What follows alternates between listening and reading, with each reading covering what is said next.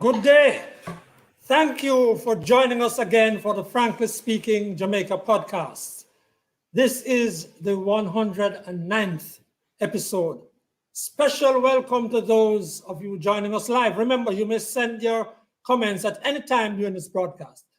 And also remember, this podcast will be available to you on the Frankly Speaking Jamaica podcast YouTube channel after this live broadcast.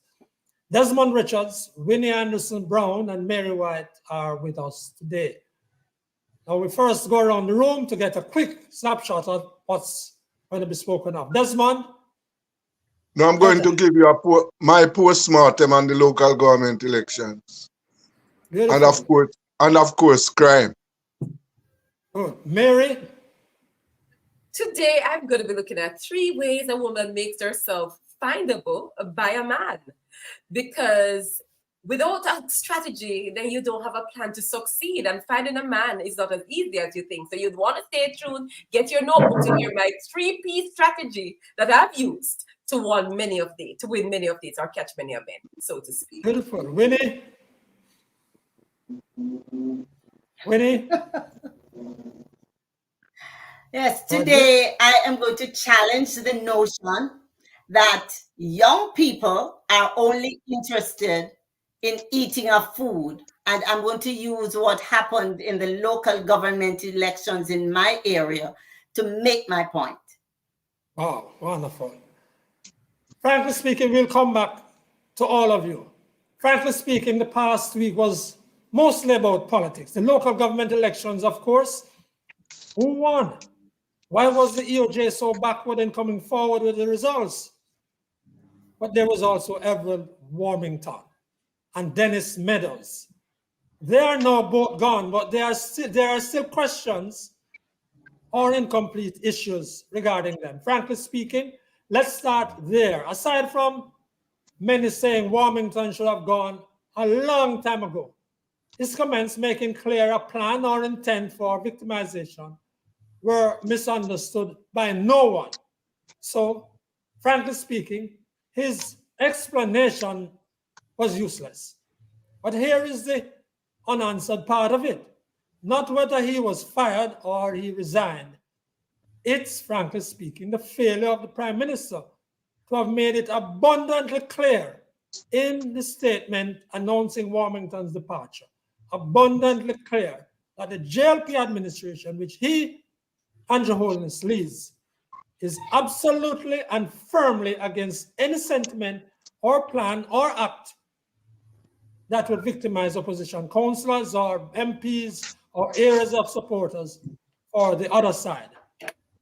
The PM still has an opportunity to say so in frank and clear words. Indeed, he had a notable principled position well outlined by Mark Golding in his stripping Dennis Meadows of the caretaker responsibility for the PNP in North Trelawney. Frankly speaking, Meadows' position was to me clear in support of scamming and even advising how the proceeds may best be used. In the response, Golding made it clear he was not into that and threw down the gauntlet, suggesting to others in the party, don't try it. Frankly speaking, it was a new departure. What he said is worth repeating in part here, as you're seeing on the screen. Meadows' continuation as candidate is untenable in light of his egregious remarks on the platform, given that scamming is one of Jamaica's most serious national security challenges. Let this precedent, and this is the part, let this precedent be a warning to all who serve in the PNP under my leadership. We are demanding higher standards of accountability. Jamaica will no longer tolerate weak, unprincipled leaders who say one thing but do another. Jamaicans deserve better, and I will give it to them, Mark Golding said. We don't have time to discuss now what might have been happening in the U.S. Embassy here in considering Meadows' comments. But believe me. Now to Desmond Richards. Well, first of all, I want to say that my take on those two incidents last week and the actions taken by the opposition leader and the Prime Minister is just to show you how low, the low level, the very low standard at which Jamaican politics is.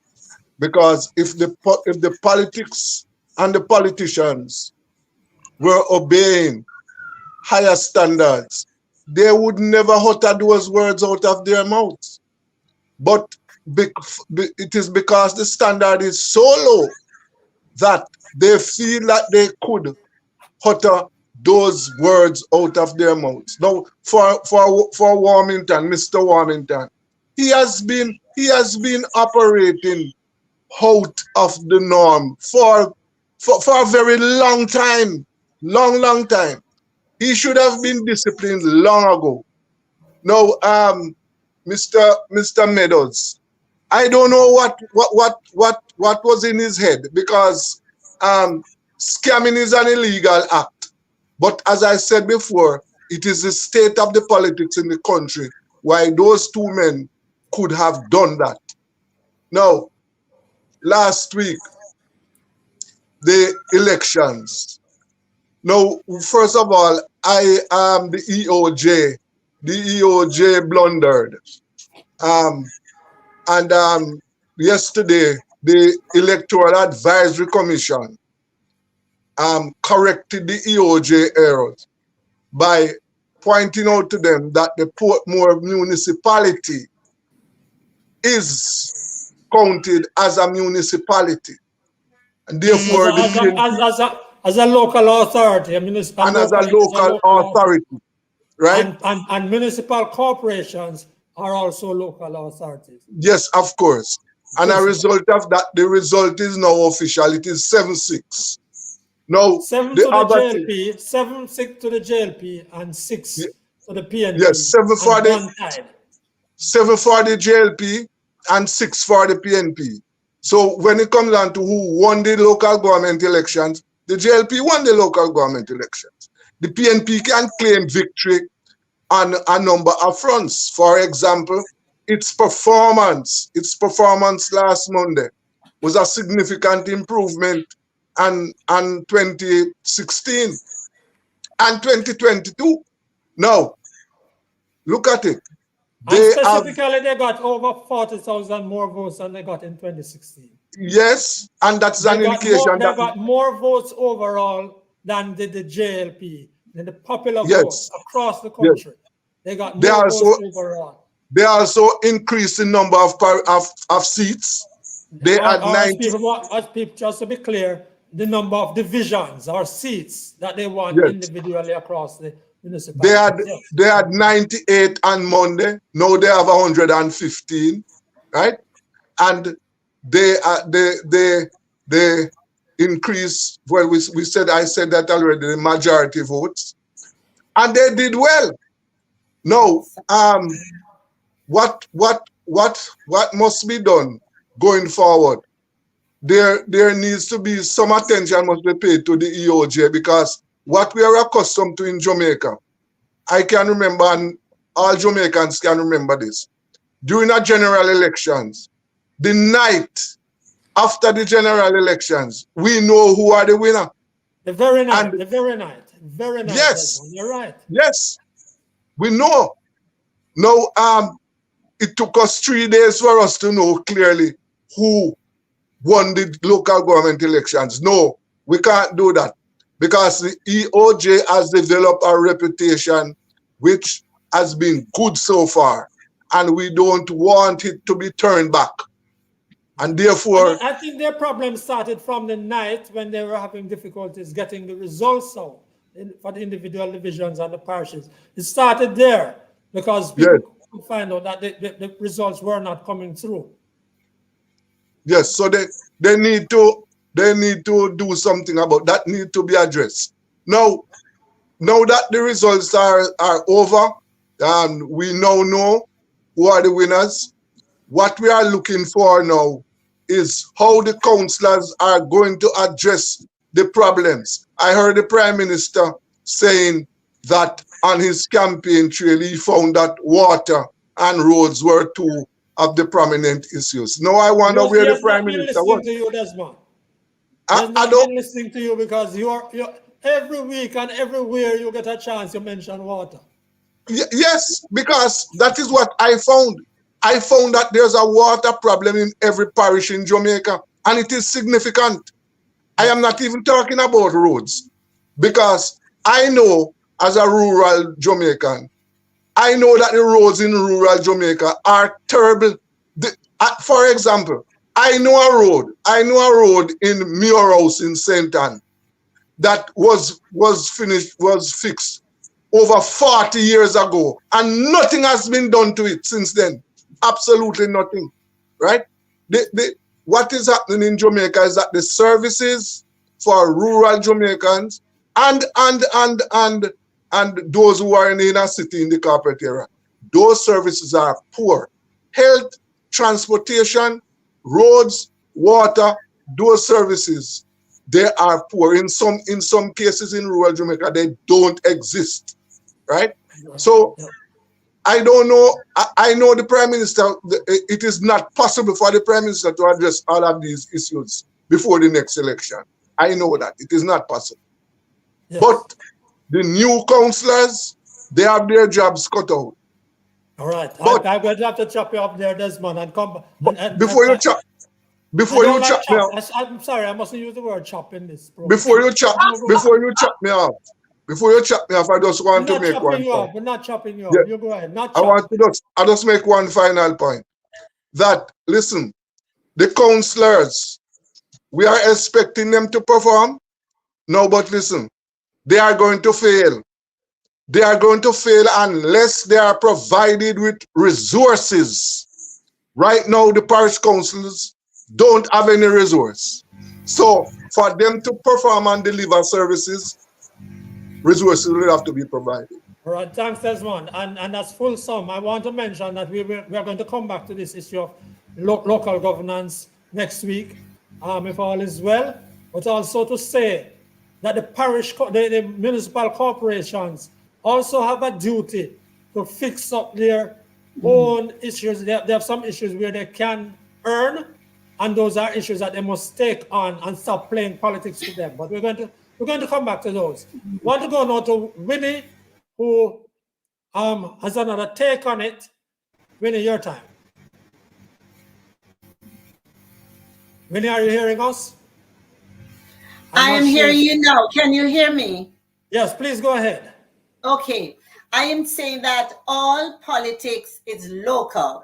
And those of us on the ground, we are not concerned about the national count. From 7 p.m.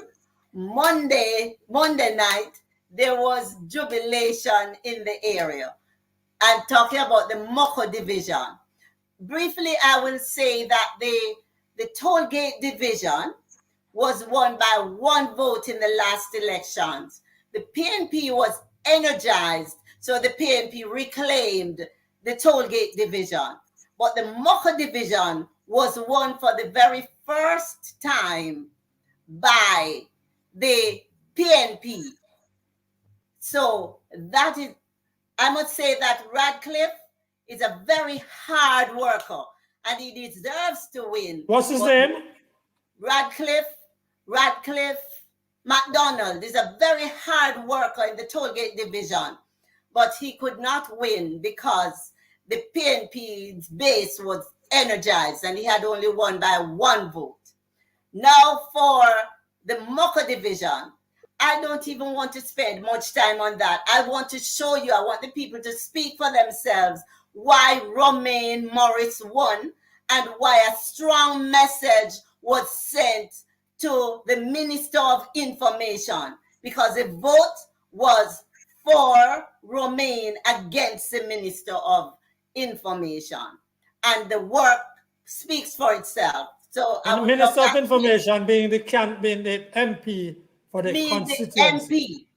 And it brings me to the point that all the MPs do what Warmington said. He's only brave enough to say it and the way he said it. But they all do that. So I would be happy if the Prime Minister could tell us what system will be used to see to it that no one is victimized. That is what happened to Radcliffe as well. He did a lot of work by himself because the PNP would not support him because he's JLP. He would win. So something needs to be put in place to make sure that the hard-working councillor is supported in serving the people. So I would love clip for the people now to share why they voted for Romaine Morris. It is his work. It is not because of the party. It is his work. So, Mr. Joshua, Mr. Morris. Good day, everyone. I just want to say big up Romaine Morris. I appreciate this moment and this opportunity. I ever look out for the young youth them, and thanks for everything.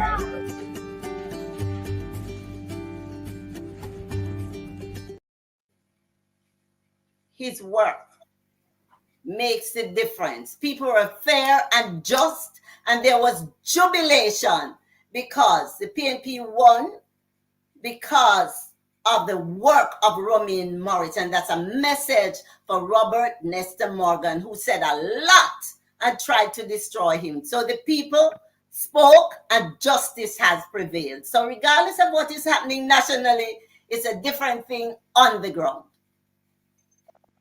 Wonderful. Thank you. Okay. So now, by the way, he won. And we are remembering that he shifted from the JLP. Yes. To the after he was undermined and someone else. We have nothing against John. He is the one that provided us with internet when it was not available. So the vote was not against John. It was against the person who undermined Romaine. So John is fine. Clement Alves, he's fine.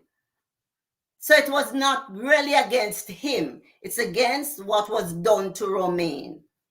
Right, taking us into the heart. Taking us there into the heart of, and that was what, the Moko division, yes? Yes, for the very first time in the history of the division, cut the way it is, the PNP won. And the PNP are happy. They said they would not win if Romaine was not treated the way he was treated after he worked so hard, because he and the MP, they do not get along well. So we are worried now. We are concerned that the MP, if nothing is put in place, the MP can victimize him. I see. Very interesting, Winnie. Thank you. And you are bringing us a situation with a local situation, and you started by saying all politics is local. A local situation which came to national attention, and Robert Morgan making quite some comments, and that MP and that council also making quite some comments in his walkover to the PNP. Desmond, you look like you want to say something. I'll give you half a second. No, I can't tell you that I was shocked, because I know that Moko division very well, you know. I know it very well. I work there, and I know that Moko is bust. As a matter of fact, I don't know many people know, but Buster Manti lived in Moko. He ran here, and he made his name. He made his name in Moko because of his deed. That is why some people became JLP, because of Bustamante. I grew up learning that story of how he helped this pregnant woman who had a dead baby in her. That is why they became JLP. One day we're going to hear that story, Winnie. Let's go now to Mary. Mary, your time to take us out of these hard, harsh political days. If you want to comment on the politics, you can. You may do so. Some comments from our viewers, so Max. So let me start with those. Today we have Rubian Forbes, who is with us. Hi, Rubian. We also hoping that so far she said, let's hope they follow through. That those are the politicians, to do the will of the people. We have Owen who says, Brother Desmond is on point. We and that's a big problem in a land of wood and water. There's no water. We have Keith Palmer who says good conversation, and for sure there are some valid points being addressed. Owen is on the ball. He's going to do what Warmington promised. Well, we'll see. All right, so thank you guys for joining us and sharing your views. This is what we want. We want engaged audience. So keep sharing those views and we'll come back and see what you say later. On to the lighter note, congratulations to the JLP, and congratulations to the PNP take two parties to run a country of democracy. So we're glad to see that there's some balance in the out there on the political landscape. Today, though, I am going to be talking about, as I introduced, the 3 ways a woman makes herself findable. And of course, as ladies, we know that we're not in the business of finding men, because God's cardinal rule of relationships says a man who finds a wife finds a good thing. But as women, that doesn't make us free not to do some work. While we, like the bridegroom, who in that period while the bride goes off and prepares everything for her, she's at home preparing herself that when he comes back, she's in a state of readiness. And so here are 3 strategies I use to make myself very findable and attractive to men.